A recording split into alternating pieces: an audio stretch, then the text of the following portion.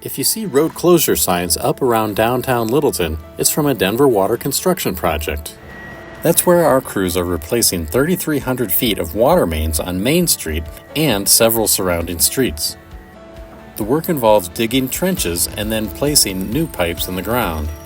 The old water mains are believed to have been installed in the late 1800s.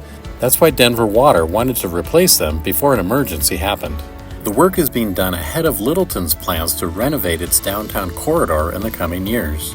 By doing the pipe project beforehand, Denver Water can avoid having to dig up newly remodeled areas down the road. Denver Water's project is part of the utility's pipe replacement program, which aims to ensure reliable water service for years to come. The work is being done from 7 p.m. to 7 a.m. Sunday through Thursday to limit the impact on the community.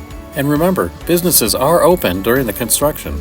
Work is expected to wrap up on Main Street in March, and work on the side streets should be completed by summer 2025. You can learn more about Project Downtown on the City of Littleton's website, and look for updates on the pipe replacement project at denverwater.org/construction.